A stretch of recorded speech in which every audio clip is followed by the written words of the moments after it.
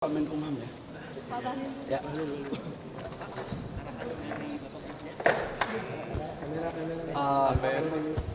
Yang pertama, hari ini kami dilantik oleh Bapak Presiden sebagai Menteri SDM.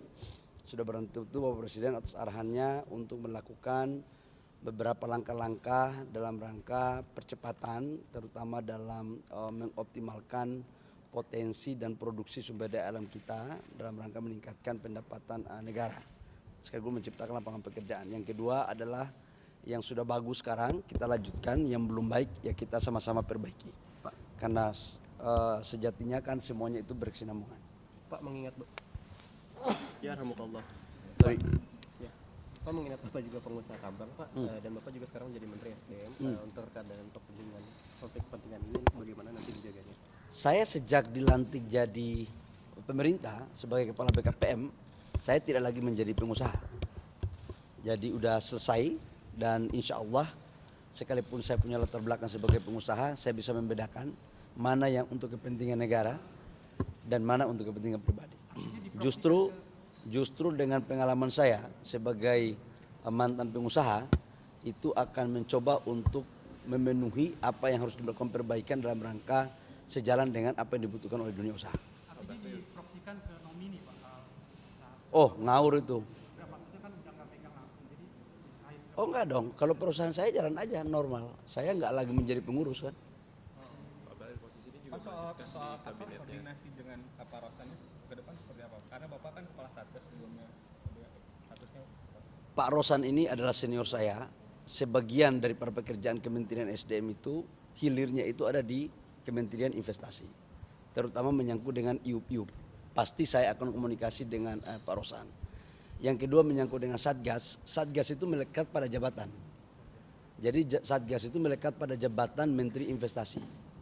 Begitu saya sudah pindah sekarang ke Kementerian SDM, ketua Satgasnya tetap Menteri Investasi yaitu Pak Rosan. Namun karena Satgas itu adalah Menteri SDM juga sebagai wakil ketua, pasti kami koordinasi. Dan sifat pengambilan keputusannya kan kolektif kolegia. Gitu. Ya. Pak, untuk Pak Supratman, arahan dari Presiden 2 bulan terakhir ini. Yang paling utama adalah melakukan reformasi di bidang hukum ya, terutama yang berkaitan dengan banyaknya tumpang tindih aturan di antara satu undang-undang dengan yang lain. Jadi Bapak Presiden menginginkan supaya itu dilakukan harmonisasi dan kemudian itu bisa mengintegrasikan sehingga tidak ada lagi nanti ego sektoral yang diakibatkan oleh karena tumpang tindihnya satu peraturan perundang-undangan. Yang kedua, tadi pagi kami juga telah bertemu dengan Bapak Prabowo, Presiden terpilih. Beliau memesankan kepada kami untuk menjaga Republik ini, jangan melakukan segala sesuatu yang perbuatan tercela, dan insya Allah itu akan menjadi tugas yang akan kami jalankan. Berarti ini sinyal untuk lanjut ke kabinet Prabowo selanjutnya, Pak, untuk kalian bertiga?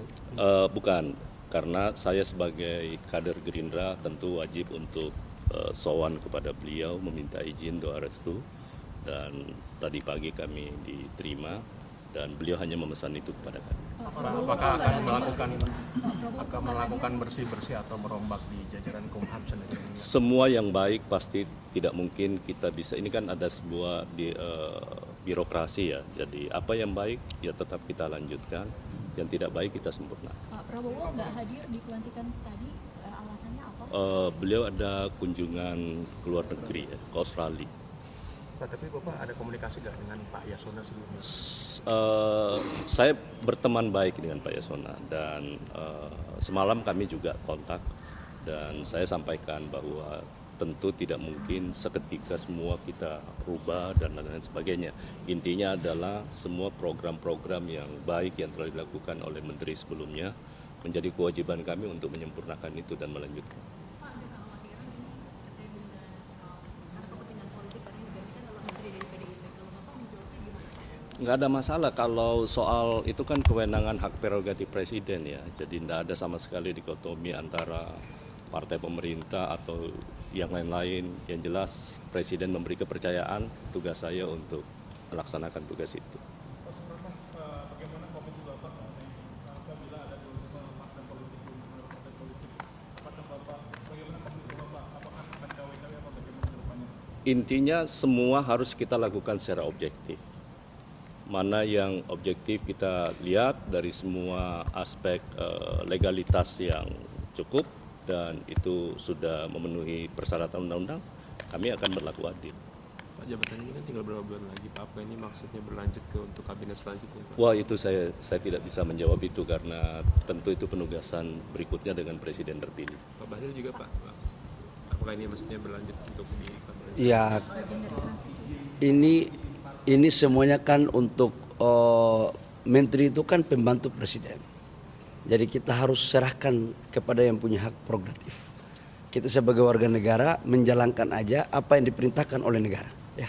2 bulan terakhir ini Pak, akan strateginya seperti apa Pak untuk khususnya titipan dari Pak Arifin sendirinya Pak? Saya pasti habis ini saya akan komunikasi sama Pak Arifin karena saya sama beliau kan hubungan abang ade. Komunikasi kami kan sangat baik sekali. Jadi pasti yang sudah bagus saya akan lanjutkan. Kemudian saya akan tanyakan apa-apa yang menjadi PR yang harus saya selesaikan. Jadi bukan berarti ada pejabat baru masuk kemudian merombak kebijakan, nggak boleh. Yang sudah bagus kita lanjutkan. Itu kan memang pemerintah harus begitu. Yang belum bagus ya kita sempurnakan bareng-bareng ya. Pak Rosan. Nah, ini yang paling Pemerintahan yang tinggal 2 bulan, Pak, apakah akan efektif bekerja, Pak? Karena sisanya hanya 2 bulan pada Bapak, apakah saya yakin semua pasti punya strategi ya. Masing-masing mempunyai style kepemimpinan. Justru tantangan bagi kita lah dengan waktu yang ada kita harus mampu memberikan kontribusi kita yang terbaik kepada bangsa dan negara. Ya silakan Pak Rosan. Ini Pak Rosan ini bos saya soalnya. Pak Rosan kan disebut ini adalah masa transisi ke pemerintahan Pak Prabowo nih. Nah, strateginya bagaimana?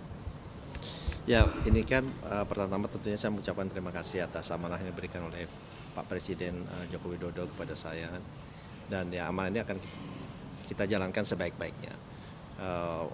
Untuk sisa waktu 2 bulan ini ya kita berikan yang terbaik dan karena kebetulan juga Menteri Investasi sebelumnya adalah udah seperti ini adik saya sebetulnya, jadi kita komunikasinya sangat baik dan kemarin malam kita sudah mulai bicara dan untuk supaya handovernya, supaya perpindahan itu berjalan dengan baik, berjalan dengan mulus karena program-program yang sudah dicanangkan ini harus kita selesaikan dan pencapaian-pencapaian yang sudah sangat luar biasa yang dilakukan oleh Pak Menteri Bahlil ini ya kita akan teruskan dan tentunya akan kita sempurnakan sehingga target-target yang sudah dicanang ini bisa dilaksanakan dengan baik. Sempat berkomunikasi dengan Prabowo nggak, Pak? Tadi pagi beliau menyampaikan untuk menjalankan amanah ini dengan sebaik-baiknya dan cintailah rakyat Indonesia dan selalu jalankan ini dengan ingat kepada Tuhan Yang Maha Esa. Itu udah arahan dari beliau tadi. Pak terkait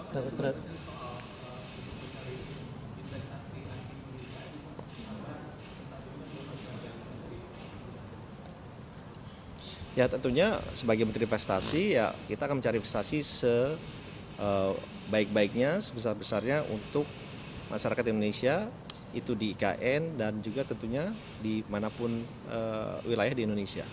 Jadi itu adalah tugas dari Menteri Investasi. Pak terkait 2 bulan lagi Pak, untuk realisasi investasi di IKN sendiri strateginya bagaimana untuk mempercepatnya Pak?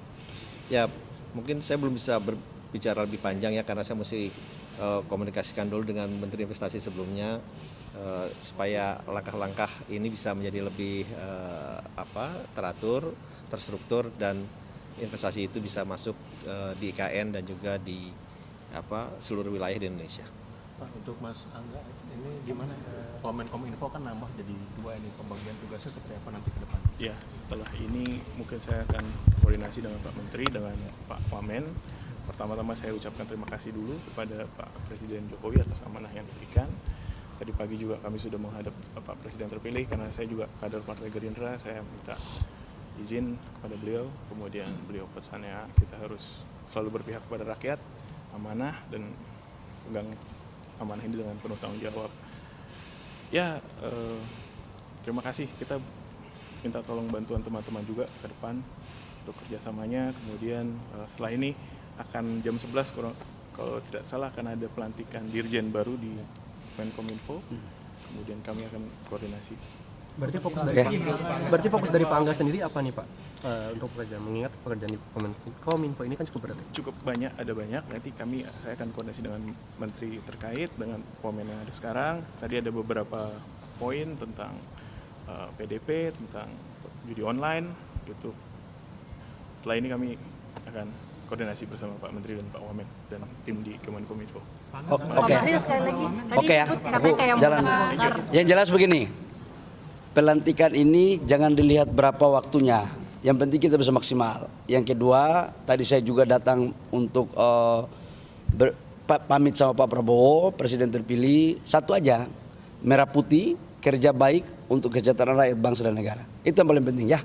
Makasih ya. Tadi maksudnya Munas Golkar apa Pak? Apa? Maksudnya tadi berkelakar kayak Munas Golkar apa tuh Pak? Ya biasalah itu. Ini pelantikan menteri ini bukan munas ini ya. Oke ya. Hah? Formulir untuk calon ketua umum Partai Golkar. Sebentar malam. Ambil formulir. Ambil formulir. Mendaftar dong, jangan formulir. Berarti hari ini menteri besok jadi ketum Pak. Wallahu alam bisawab ya. Kita lihat ya. Jelajahi cara baru mendapatkan informasi. Download Metro TV Extend sekarang.